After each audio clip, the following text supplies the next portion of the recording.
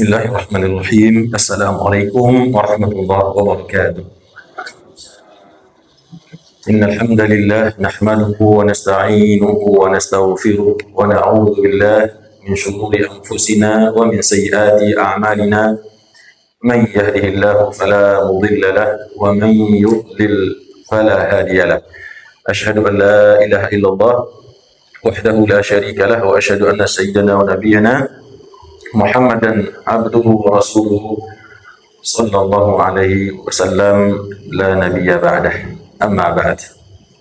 Kita hormati ketua pengurus beserta jajaran masjid Ikhwanul Muslimin, kemudian Bapak dan Ibu kaum muslimin dan muslimat, jamaah salat subuh yang insyaallah semua dilimpahkan rahmat oleh Allah Subhanahu wa taala. Bersyukur kita kepada Allah pada pagi hari ini Allah memberikan kepada kita taufik untuk bersama-sama datang ke rumahnya yang mulia ini menunaikan ibadah salat subuh yang merupakan salat yang diistimewakan di antara salat-salat yang lainnya karena disaksikan oleh para malaikat dan juga menjadi salah satu salat yang jika ditunaikan maka insya Allah membebaskan seseorang dari sifat kemunafikan. Dan waktu subuh itu adalah waktu yang diberkahi oleh Allah. Kata Rasulullah, "Burika li ummati fi bukuriha." Diberkahi umatku di waktu pagi hari. Makanya kalau orang tua kita mengatakan kalau adonan lalu sudah sembahyang subuh atau satu subuh rasa kinyo, dipatu ada ayam, dicontoh ada ayam. Salat subuh juga Bapak dan Ibu merupakan asuransi jiwa bagi kita. Nabi mengatakan barang siapa yang sholat subuh berjamaah digarisbawahi, maka dia berada dalam tanggungan Allah sampai sore hari, sampai matahari terbenam. Ya. Lalu siapa yang sholat maghrib berjamaah, dia pun juga akan dalam tanggungan Allah sampai subuhnya. Jadi ada orang mengatakan kita tidak perlu sebetulnya asuransi jiwa atau asuransi keselamatan. Cukup jaga saja sholat subuh dan sholat ada yang mengatakan sholat maghrib, ada yang mengatakan sholat isya, maka kita dalam perlindungan Allah sih. Ya, tapi tentu ini tidak boleh sering-sering kita sampaikan, nanti marah orang asuransi nanti. Ya Bu ya, ada orang asuransi sini Pak? Nggak ada ya. Tapi itu tentu maksudnya adalah orang yang sudah mempasrahkan dirinya di waktu subuh, ya dijaga oleh Allah. Jadi kalau ada orang yang tidak sholat subuh, nah berarti dia hilang satu jaminannya dia. Makanya kita kalau sudah tahu keutamaan sholat subuh berjamaah ini, tidak mau kita meninggalkan. Walaupun telat, walaupun sudah satu rakaat orang di sholat di masjid, kita kejar. Walaupun sudah mau ruku, kita kejar kalau untuk sholat subuh ini. Karena kadang-kadang kita pagi bangun terlambat, atau bangun sudah cepat, mau ke masjid, baru melilit, kan? Terlambat, tetap kejar. Karena sholat subuh ini memang sholat yang sangat memiliki keutamaan yang luar biasa dari Allah Subhanahu wa taala. Kemudian salawat dan salam kita doakan senantiasa Allah berikan untuk baginda Rasulullah Nabi Muhammad SAW, dan juga kita doakan untuk seluruh keluarga dan keturunannya serta seluruh sahabatnya yang mulia radhiyallahu anhum ajma'in. Allahumma shalli ala nabiyyina Muhammadin wa ala alihi wa ashabihi ajma'in. Bapak dan Ibu yang dirahmati Allah, kembali kita lanjutkan pertemuan kita mentadabburi surat-surat pada juz Amma. Insyaallah pagi ini kita masuk ke dalam surat Asy-Syams atau surat Wasyamsi wa duhaha. Seperti biasa sebelum kita masuk pada tadabbur, kita sedikit sampaikan profil daripada surah Asy-Syams ini. Surah Asy-Syams Bapak dan Ibu merupakan surah Makkiyah. Surat yang diturunkan oleh Allah kepada Nabi, oleh Malaikat Jibril dalam periode dakwah beliau masih di Makkah sebelum hijrah ke Madinah. Kemudian ayatnya berjumlah 15 ayat, kalimatnya 54 kalimat dan hurufnya 247. Berada di urutan 91 dari Mushaf Al-Quran. Tapi kalau urutan turunnya nomor 26. Ya, walaupun turun di nomor 26 tapi ditaruh di urutan ke-91. Nah, itu biasa ya. Kemudian surat Asy-Syams ini memiliki keistimewaan, merupakan surat yang paling banyak terdapat di dalamnya sumpah, dan itu bertutup syamsi wa duhaha dan seterusnya, ya. Di tempat surat-surat yang lain juga terdapat sumpah Allah, tapi tidak sebanyak yang terdapat di dalam surat Ad-Duha ini. Ya, kemudian keutamaannya, di antara keutamaannya adalah Nabi senantiasa membacanya ketika salat Isya.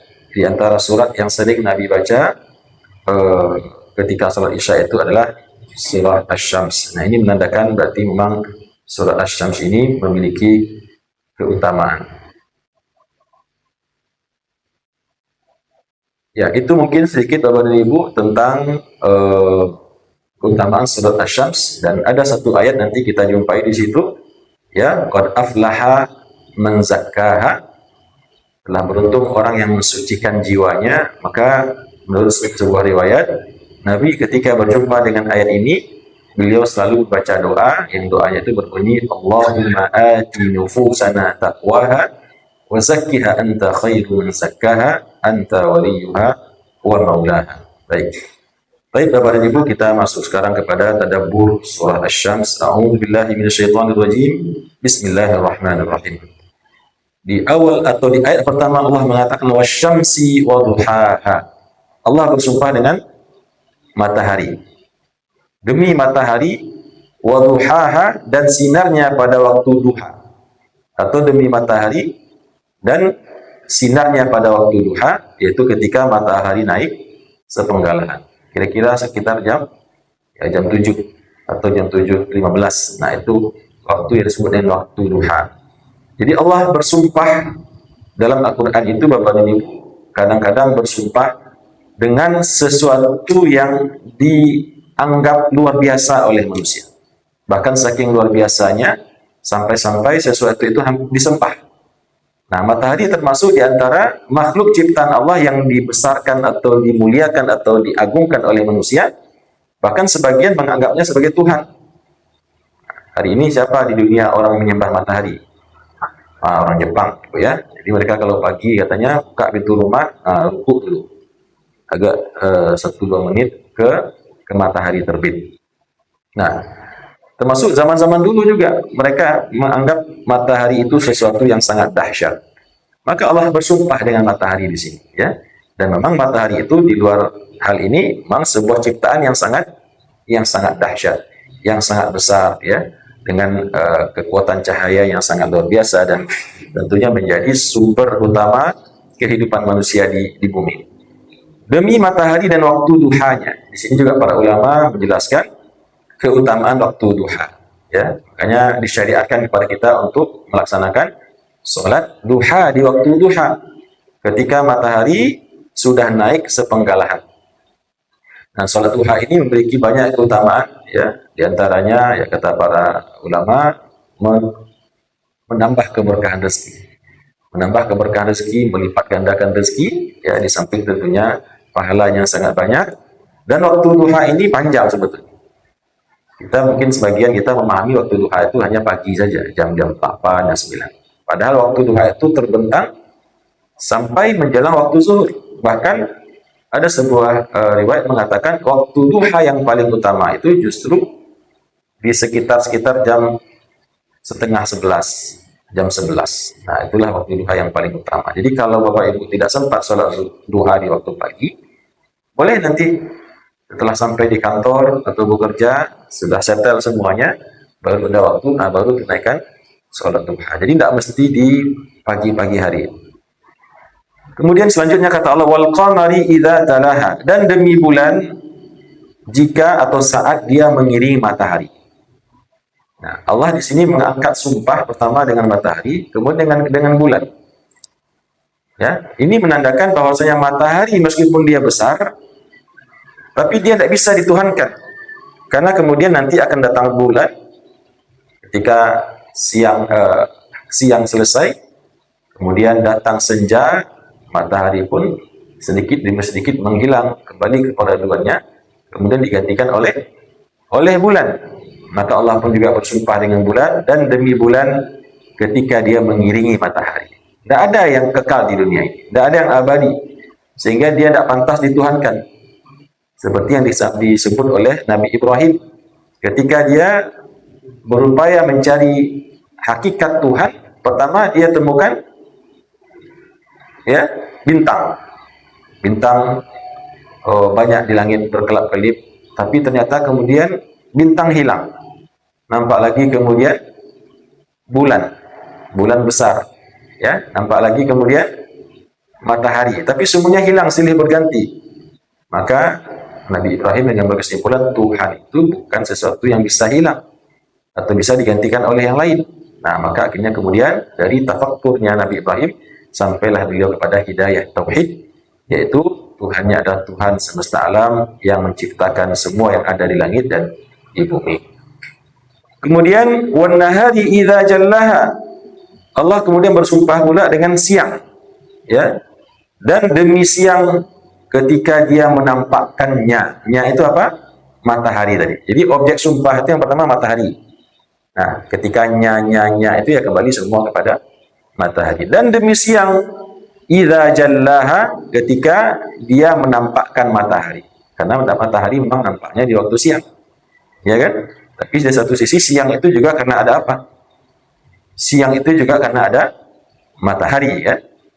Wan nahari idza jallaha, dan demi siang ketika dia menampakkan matahari, dan sebaliknya sudah ada siang berganti pula dia dengan malam. Wal laili idza yaghshaha, dan demi malam saat dia menutupinya. Nya itu apa?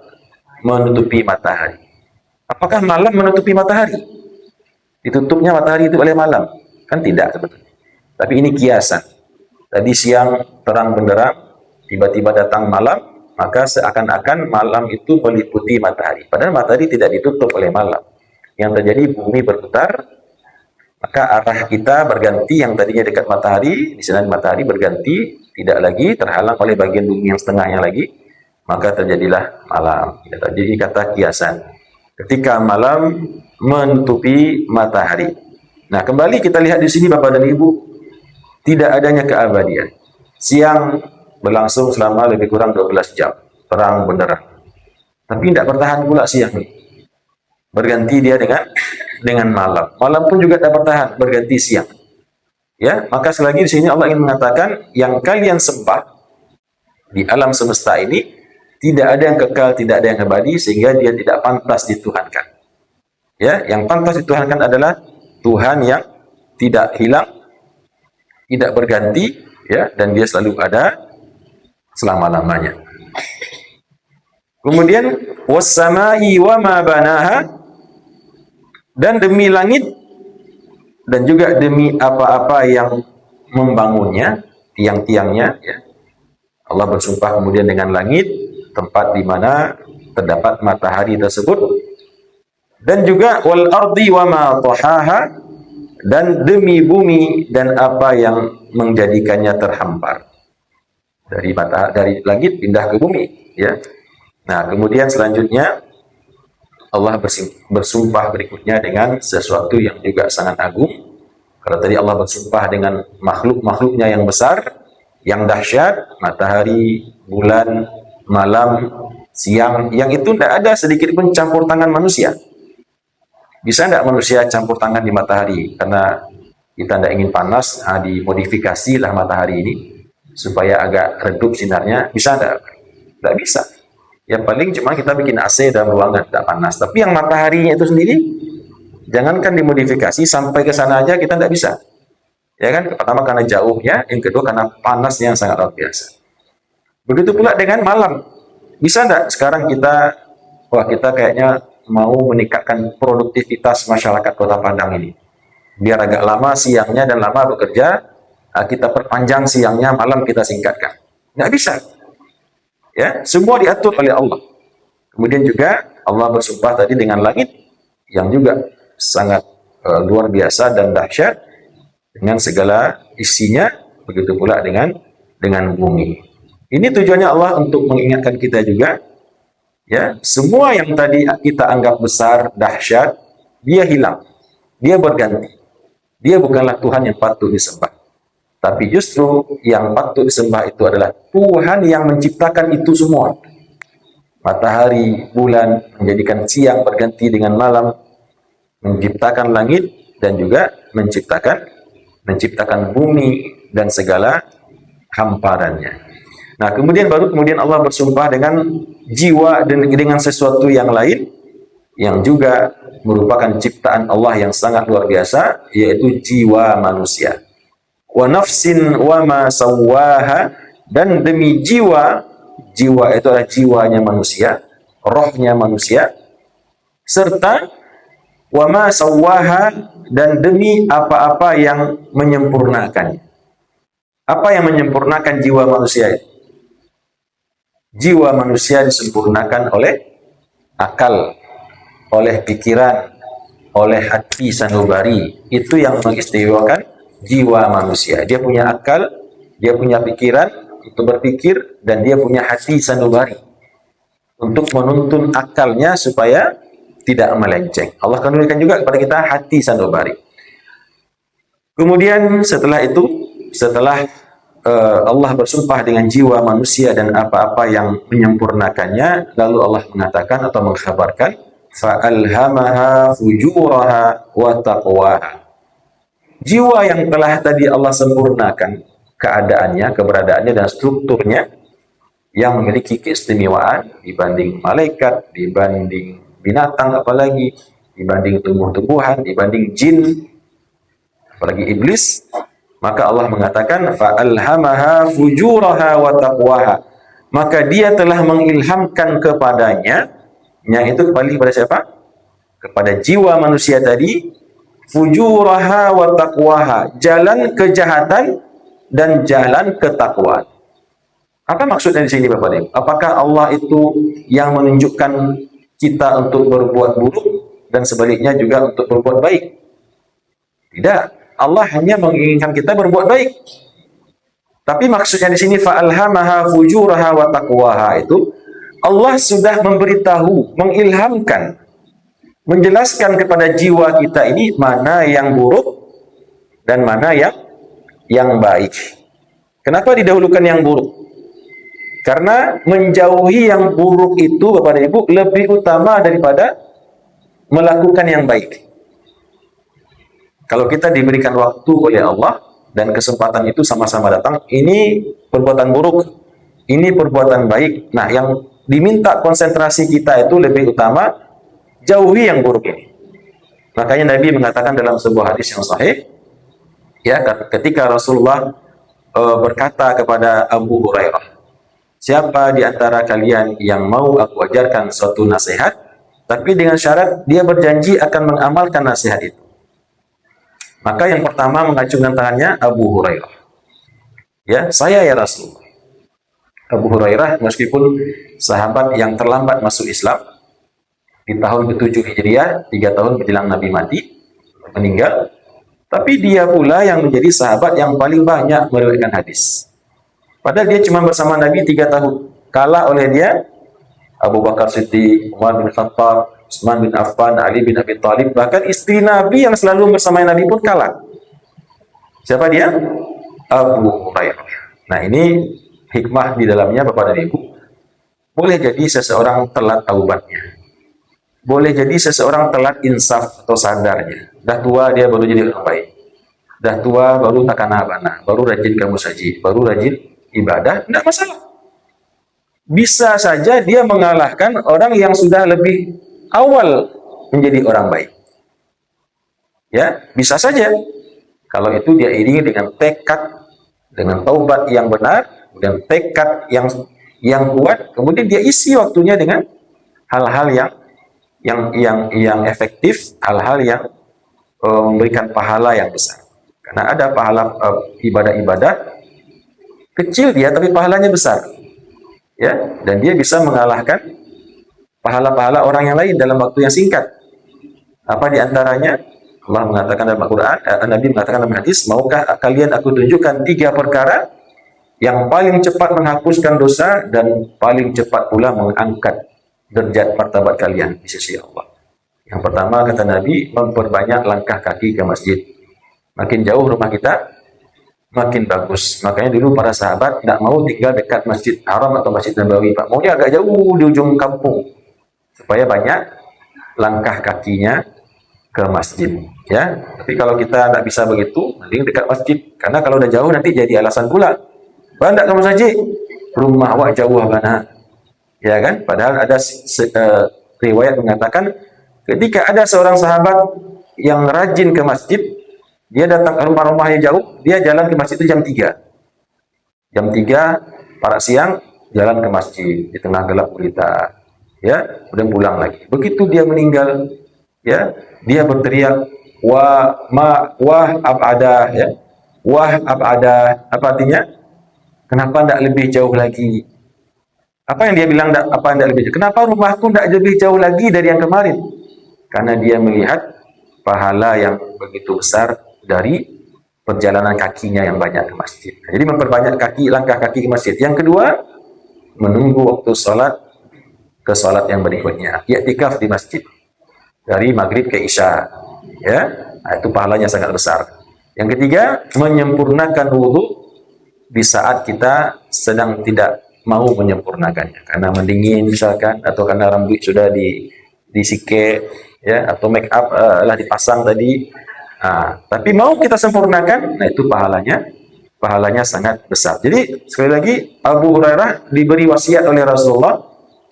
Apa wasiat Nabi yang pertama? Ittaqil maharima takun a'badan nasi. Jauhilah yang haram-haram, dosa-dosa besar, maka kamu akan jadi orang yang paling tinggi ibadahnya. Dia tidak ada beribadah. Bukan tidak ada, maksudnya ibadahnya sedikit. Tapi yang dia lakukan apa? Menjauhi yang haram-haram, tapi balasan dari Allah apa? Menjadi orang yang a'badun nas. Apa artinya a'badun nas? Orang yang paling tinggi ibadahnya. Jadi ketinggian ibadah itu bisa diperoleh dengan menjauhi yang haram-haram. Oh, kalau begitu tidak perlu sembahyang, Ustaz. Tidak perlu masuk fardu.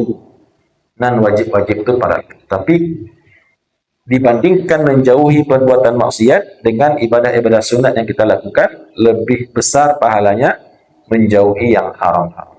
Karena memang kehidupan kita ini penuh dengan fitnah yang haram-haram, kita fokus menghindarinya, meninggalkannya. Maka meskipun kita sedikit ibadah, dengan kita menjauhinya sejauh-jauhnya itulah pula jalan kita dijadikan orang yang paling banyak ibadahnya.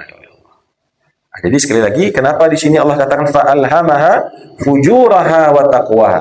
Allah ilhamkan kepada jiwa manusia itu mana yang buruk-buruk dan mana yang baik-baik. Karena memang fokus kita lebih utama kepada yang buruk ini dulu. Ya. Karena yang buruk-buruk itu nanti akan mencelakakan kehidupan kita di akhirat, lalu kita tinggalkan. Kalau yang baik-baik ya kita kerjakan kalau kita mampu. Kalau kita tidak mampu, tidak kita kerjakan, tidak apa-apa. Ya, Nabi mengatakan apa yang dilarang oleh kalian oleh Allah, tinggalkan, jauhkan sekuat tenaga. Sekuat tenaga menjauhinya. Tapi kalau apa yang Allah perintahkan, lakukan semampumu saja. Paham Bapak Ibu? Kalau keburukan jauhi sejauh-jauhnya, bahkan jangan mendekat-mendekat. Nah, tapi kalau perintah ketaatan, lakukan semampunya. Kalau sembahyang tahajud 2 rakaat, 2 rakaat malah. Jadi pasuan 10 rakaat. Kalau sedekah 10.000 tiap pagi, 10.000 lah. Jadi pasuan 1 juta tiap pagi. Ya, semampunya kita. Jadi sekali lagi, fa'alhamaha fujuraha wa taqwaha. Allah telah ilhamkan kepada jiwa manusia itu mana yang buruk dan mana yang baik. Makanya kalau perbuatan buruk itu Bapak dan Ibu, tidak perlu pakai sekolah orang. Siapapun orangnya, meskipun dia tidak bersekolah, tidak tamatnya SD, pasti dia tahu mencuri itu tidak baik. Pasti dia tahu minum khamar itu tidak baik. Pasti dia tahu berzina itu tidak baik, meskipun dia lakukan. Ya, tapi kalau ada orang mencoba menzinai istrinya, adik perempuannya atau ibunya, pasti dia marah luar biasa. Itu pertanda jiwanya itu tahu itu tidak baik. Tidak ada orang yang tidak mengetahui secara fitrah mana yang buruk dan mana yang baik. Ya, itu fitrah manusia. Tahu yang buruk, tahu yang baik. Lah, kemudian qad aflaha man zakkaha, maka karena Allah sudah mengilhamkan kepada diri kita ini jalan-jalan keburukan dan jalan-jalan kebaikan, atau apa-apa yang buruk, apa-apa yang baik, maka kata Allah qad aflaha man zakkaha. Sungguh telah beruntung orang-orang yang mensucikan jiwa itu. Mensucikannya dari yang buruk-buruk, mensucikannya dari yang kotoran-kotorannya tadi. Kemunafikan, akhlak-akhlak yang buruk, hasad, dengki, kesombongan, ria, ya, pendendam. Maka terutama syirik tentunya. Qad aflaha man zakkaha, orang-orang yang membersihkan jiwanya pertama sekali dari syirik. Sekecil apapun syirik itu. Nah, baru nanti ria, hasad, dengki, dendam, sombong dan seterusnya. Maka telah beruntunglah orang-orang yang mensucikan jiwa itu. Ya, nah tadi yang kita sampaikan, Nabi ketika berjumpa dengan ayat ini, beliau mengangkat tangannya lalu berdoa, Allahumma ati nufusana taqwaha wa zakkiha anta khairu man zakkaha. Apa artinya? Anta waliyuha wa maula. Allahumma ati nufusana taqwa. Ya Allah, berikanlah kepada jiwa kami ini ketakwaan. Berikan kepada jiwa kami ini ketakwaan. Kami tidak sanggup bertakwa sendiri. Karena banyak godaan. Hawa nafsu kita ada, setan iblis juga ada, ya, manusia setan-setan dalam bentuk manusia juga banyak sekitar. Jadi kita minta kepada Allah, ya Allah, Allahumma ati nufusana taqwaha. Sama dengan doa yang lain, Allahumma a'inna ala dzikrika. Tolong kami. Jadi dalam berbuat taat ini, Bapak dan Ibu, kita harus minta tolong kepada Allah. Nggak bisa kita tawakal dengan diri kita aja. Karena jiwa manusia itu cenderung kepada malas. Kok mato cenderung ke mengantuk. Kok badanku sukunya menyanda-nyanda, lalu ya. Ketika suruh sembahyang, tidak bisa. Suruh ngaji, baru saleh baca, itu tabiat jiwa manusia. Ya, nah, makanya kita minta tolong pada Allah. Ada lagi hawa nafsu, ya, baru baca Quran, baru terangga HP atau terangga beko tabawun beko kok nasi goreng lah masak di dapur. Kok mie goreng lah tak hidang. Berhenti baca Quran, berhenti beribadah. Karena nafsu tadi kan. Atau mungkin drakor kesenangannya sudah mulai. Lah kan baca tadi, ada itu kan nafsu. Ada lagi iblis. Nah, makanya Nabi selalu baca doa, Allahumma ati nufusana taqwaha.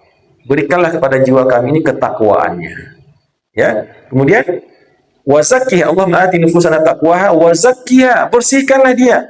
Sucikan jiwa ini dari iri, dengki, ria, syirik terutama, dendam, kesombongan. Anta khairu man zakkaha. Engkaulah sebaik-baik zat yang bisa mensucikannya.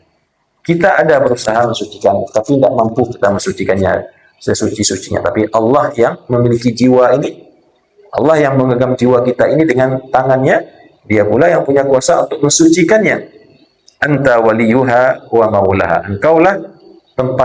Engkaulah pelindungnya atau penolongnya dan tempatnya meminta perlindungan. Nah, ini mudah-mudahan sudah hafal Bapak Ibu semua ya. Allahumma ati nufusana taqwaha wa zakkiha anta khairu man zakkaha anta waliyuha wa maulaha. Jadi orang-orang yang mensucikan jiwanya itu adalah orang-orang yang beruntung. Ya, mensucikan jiwa, terutama sih mensucikan hati dari kesyirikan yang terutama, dari kesombongan, hasad, ria dan seterusnya. Ya, karena memang Allah mengatakan dalam Al-Qur'an, yauma la yanfa'u malun wala banun illa man atallaha biqalbin salim. Pada hari kiamat itu adalah hari yang tidak ada gunanya harta dan anak-anak yang banyak yang kita punya dulu di dunia. Yang hanya bisa mendatangkan keselamatan adalah illa man atallaha biqalbin salim. Kecuali orang yang datang menghadap Allah dengan hati yang selamat. Bukan dengan ibadah yang banyak, bukan dengan harta yang banyak, bukan dengan anak istri yang banyak, tapi hati yang selamat. Nah, hati yang selamat itu dari apa? Dari kesyirikan, itu yang pertama. Dari riya, yang kedua. Dari sombong, dari takabur, hasad, iri, dengki, angkuh dan seterusnya. Kemudian waqad khaba man dassaha, dan sebaliknya sungguh telah rugi, telah malang orang yang mengotorinya. Jadi yang mengotori jiwa itu ya kita sendiri. Kita yang mengotorinya dengan kesombongan, dengan kemunafikan, dengan keirian, keangkuhan, dan seterusnya. Maka merugilah orang-orang tersebut. Kemudian di ayat yang berikutnya Allah kasih contoh. Salah satu contoh orang yang telah merugi karena mereka mengotori jiwanya dengan kotoran. Kotorannya itu adalah kesyirikan. Kesyirikan dan berbagai macam kemaksiatan. Allah kasih contoh yaitu kaum Samud. Kadzabat Samudu bitagwaha. Telah mendustakan kaum Samud, ya, mendustakan siapa yang didustakan? Rasulnya, yaitu Nabi Saleh, bitagwaha, karena mereka melampaui batas. Atau ada juga yang mengatakan mereka mendustakan Nabi Saleh dengan melanggar perjanjian yang telah mereka buat dengan Nabi Saleh. Apa perjanjiannya? Perjanjiannya Nabi Saleh meminta kepada mereka, ini onta ini onta mukjizat, karena dia keluar dari batu karang yang besar, ya, hidup-hidup, ini mukjizat. Nah, mereka mengakui itu mukjizat. Lalu kesepakatannya apa? Sepakat onta ini harus diberi kesempatan minum. Ada sumber air, terbatas airnya. Nah, untuk supaya onta ini bertahan hidup, kita sepakati sehari kalian minum, sehari onta. Sehari onta minum, sehari kalian. Nah, disepakati. Tapi akhirnya kemudian itu mereka langgar. Jatah onta tidak dikasih, bahkan untu-untu itu juga biarnya. Ya, ini kemungkaran atau maksiat yang dilakukan oleh kaum Samud, di samping mereka mempersekutukan Allah. Ya, padahal sudah dikasih mukjizat. Mereka ahli memahat gunung. Pahatannya itu luar biasa. Bahkan saking hebat pahatannya, semua yang dipahat itu nampak seperti hidup. Seperti hidup. Tidak hidup. Tapi Allah datangkan mukjizat. Kalian hanya bisa menciptakan sesuatu seperti hidup. Tapi ini Nabi Saleh dengan izin Allah bisa menciptakan seketika, mengeluarkan sesuatu yang benar-benar hidup dari batu. Siapa yang lebih hebat? Hebat Nabi Saleh. Tapi Nabi Saleh ini mendapatkan mukjizat dari Allah. Nah, tapi itu tidak cukup bagi mereka untuk membuat beriman kepada Nabi Saleh dan mengikuti seruannya mentauhidkan Allah. Malah setelah ada perjanjian onta minum sehari, mereka sehari, mereka langgar. Datang giliran onta minum, dihalanginya onta minum, bahkan kemudian akhirnya mereka sepakat untuk menyembelih onta Nabi Saleh tersebut, dan karena itulah kemudian Allah turunkan azab yang menghancurkan mereka semua. Kadzabat Samudu bitagwa, telah mendustai Samud Nabi Saleh dengan perbuatan mereka yang melampaui batas. Apa bentuk perbuatan mereka yang melampaui batas itu? Allah jelaskan berikutnya, idzim ba'atsa ashqaha, ketika orang yang paling celaka di antara mereka bangkit untuk menyembelih unta betinanya Allah. Unta betinanya Allah yang diberikan kepada Nabi Saleh. Jadi ada satu orang di antara mereka itu yang paling kuat, yang paling pemberani, yang paling kekar dan perkasa badannya. Dia yang kemudian mempengaruhi umat Nabi Saleh untuk membangkang kepada Nabi Saleh. Saya yang tanggung jawab. Saya yang akan tampil di depan. Kita akan bunuh unta itu. Kita akan sembelih unta tersebut. Ya. Nah, di dalam kitab tafsir ada yang menyebut namanya dengan Uhaimir. Uhaimir namanya, ya. Ketika orang yang paling celaka di antara mereka bangkit untuk menyembelih unta betina. Nah, ini kan kebohongan atau kedustaan yang dilakukan oleh kaum Samud. Nah, mungkin ada yang bertanya, Bapak dan Ibu, yang melakukan perbuatan membunuh unta itu kan satu orang, namanya si Uhaimir tadi. Tapi kenapa kemudian Allah hancurkan semuanya? Karena mereka membiarkan. Jadi Uhaimir ini berkata, saya siap, tapi saya nggak mau bekerja sendiri. Kalau kalian tidak akan membantu, minimal kalian menyetujui. Nah, minimal kalian menyetujui. Kalian tidak usah ikut membantu, tidak usah menolong saya sanggup sendiri. Tapi saya tidak mau melakukan itu sebelum kalian semuanya sepakat. Minimal menyetujuinya, kita semua akan membunuh ontanya Nabi Saleh. Nah, di sini dapat ibu yang rahmati Allah, ya, nanti kita ketemu di ayat berikutnya, ada sebuah hikmah bahwasanya ketika suatu komunitas masyarakat diam saja atau bahkan setuju dalam hati melihat suatu kemungkaran terjadi di tengah-tengah mereka, maka itu berarti mereka semua telah terlibat sebagai pelaku perbuatan jahat. Ya, jadi kalau ada satu orang di tengah masyarakat kita berbuat jahat, berbuat maksiat, lalu kita tertawa melihatnya. Tertawa itu maksudnya ya lucu gitu ya. Kita tidak mengingkarinya, bahkan dalam hati wa itarilah ancak lo jauh depan. Ya, senang lo ancak lihat. Atau minimal dia biarkan. Ya, atau dia tidak berani mengatakan itu tidak boleh, bukan dosa. Dia mengatakan yolah tidak apa-apa itu. Tidak masalah itu. Nah, nanti orang-orang ini akan diberlakukan oleh Allah sama dengan orang yang melakukannya. Kemudian faqala lahum Rasulullah naqatallahi wa suqiyaha.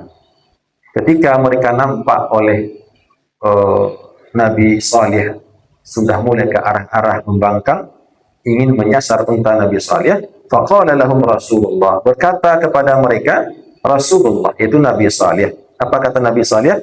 Naqatallahi wa suqiyaha. Hai kalian orang-orang Samud, biarkanlah unta Allah itu hidup, jangan disembelih, dan juga suqiyaha, beri dia jatah minum sesuai dengan yang sudah kita sepakati. Jadi sudah diingatkan oleh Nabi Saleh, jangan kalian bunuh unta itu, awas, hati-hati, dan kasih dia kesempatan minum sebagaimana yang sudah kita sepakati. Sehari kalian minum, sehari unta itu yang minum. Ya. Lalu apa yang terjadi? Kata Allah, fakadzabuhu fa'aqaruha.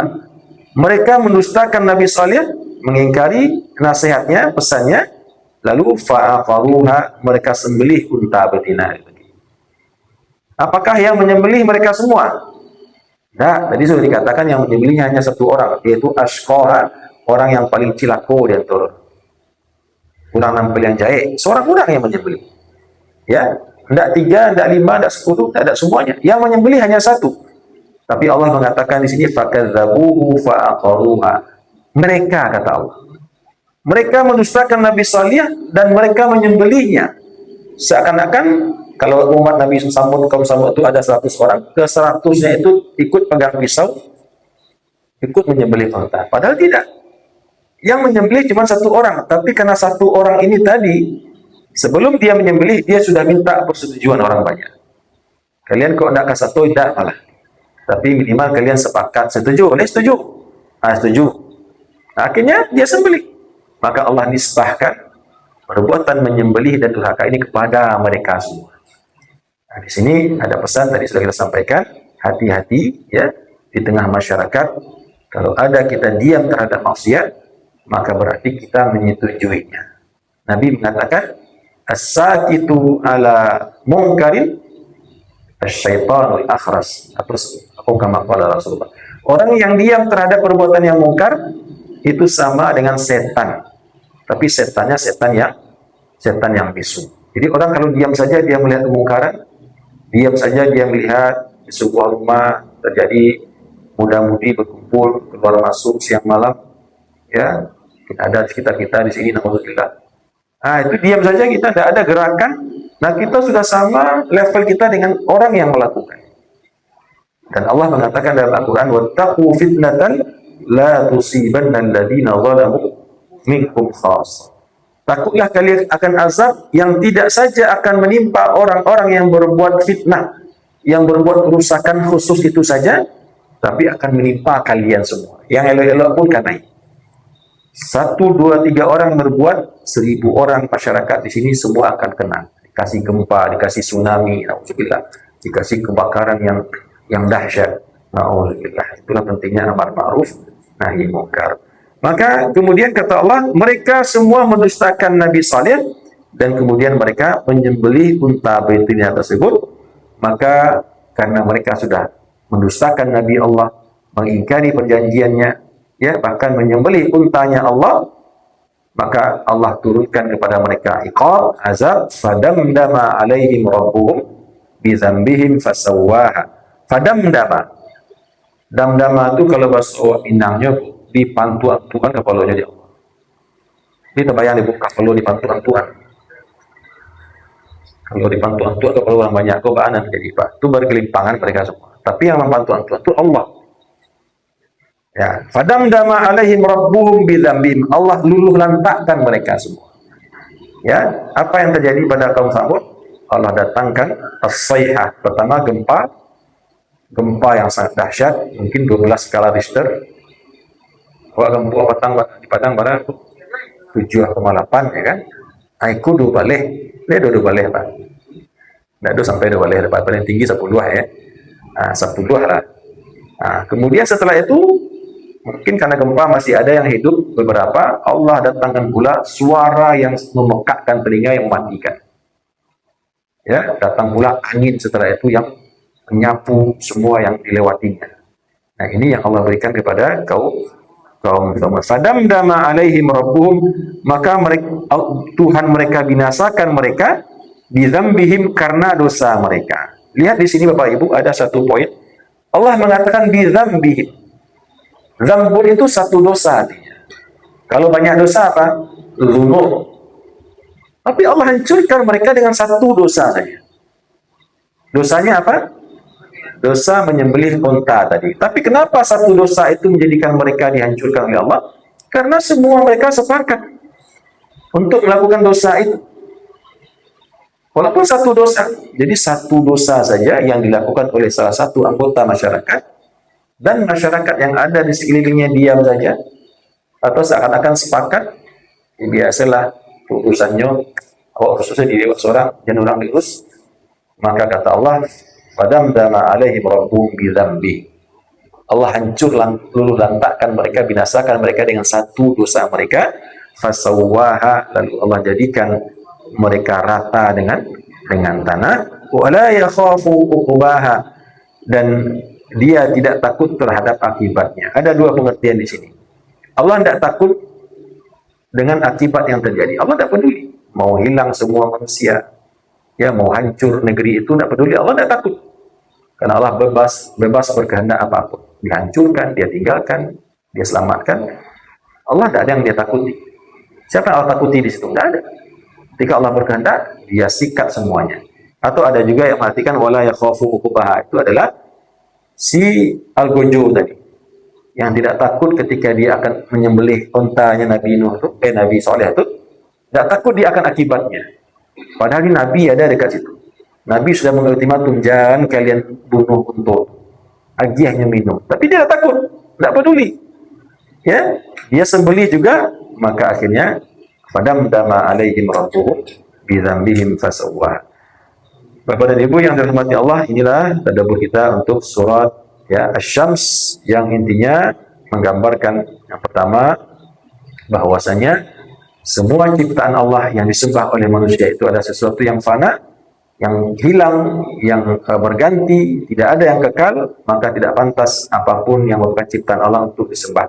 Akan tetapi yang disembah adalah zat yang menciptakannya. Kemudian yang kedua, Allah mengatakan jiwa manusia itu telah Allah berikan petunjuk, yang buruk dan yang baik. Maka siapa yang mensucikan jiwa itu dengan kebaikan, maka dialah orang yang beruntung. Karena nanti dia akan berjumpa dengan Allah dengan hati yang bersih, qalbun salim tadi.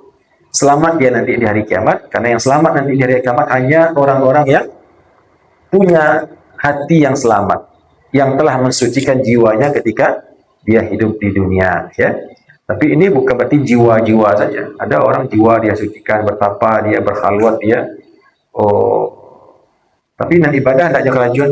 Awak ko ada ibu dapat, yang penting hati awak elok. Tuhan ko hati awak yang dicaliannya. Kok kurang ibadah, dah ada. Kok tak kelajuan ini, dan salah-salah tu dah ada. Yang penting hati awak elok. Ada tak orang ngecek itu?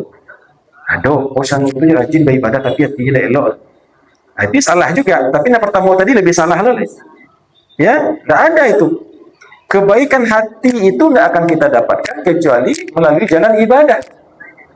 Ya, dengan sholat yang khusyuk kita lakukan setiap hari. Ya, Nabi kan mengumpamakan sholat itu bagaikan orang yang ketika buka pintu di rumahnya ada sungai yang mengalir. Tiap harinya mandi situ. Ya, ada sebuah payak kasiak, tahu payak kasiak, payak semen itu. kan ada pasir-pasir tuh. Nah, dicelupkan sekali ke air, berkurang enggak kotorannya?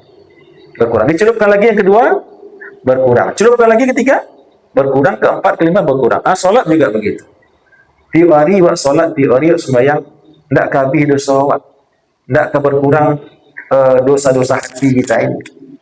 Itu yang terjadi. Tapi tentu dengan syarat, ya, salat itu adalah salat yang benar. Ya, karena Allah mengatakan juga dalam Al-Quran, fawailul lil musallin. Neraka wail bagi orang yang solat, lah solat lo mako kadape neraka wail. Tapi solat yang bagaimana? Alladzina hum an salatihim sahun. Ada yang mengatakan orang yang lalai dalam mengerjakan solat. Ya sembahyang yo. Tapi sembahyang duhur ada jam 2:30. Sembahyang asar lah jam 6:05. Maghrib Allah orang azan isya, subuh jam 9. Ya ini sembahyang yo, Pak. Tapi kata Allah, alladzina hum an salatihim sahun. Pendapat yang kedua mengatakan lalai itu bukan lalai dari waktunya, ini sembahyang tepat waktu, bahkan berjamaah tarik, tapi nyo lalai daripada makna solat. Apa makna solat? Inna solata tanha anil fahsyai wal munkar. Awak seharusnya kalau rajin buat sembahyang, jauh dari perbuatan yang fahsya dan munkar. Kau indah sembahyang lain tertib, tidak sebatas sembahyang, tapi nan salah-salah di kerajuan jo. Apa sebabnya? Karena dia lalai terhadap fungsi sholat. Sholat itu kan seharusnya menjadikan kita bersih. Nah itu tadi orang yang mensucikan jiwanya, diantaranya adalah dengan ibadah-ibadah. Demikian yang bisa saya sampaikan. Mudah-mudahan ada manfaatnya bagi Bapak dan Ibu dan bagi saya sendiri terutama. Kalau ada yang mau bertanya sebelum kita akhiri, saya silakan. Demikian, Bapak dan Ibu, barangkali untuk pagi ini sudah jam 6:30. Mudah-mudahan pertemuan kita pada pagi hari ini bahwa kebaikan kepada kita semua. Kita tutup dengan doa kafaratul majlis. Terima kasih atas perhatian dan maaf atas kesalahan saya. Subhanallah wa bihamdika, asyhadu an la ilaha illa anta, nastaghfiruka wa atubu ilaik. Wassalamualaikum warahmatullahi wabarakatuh.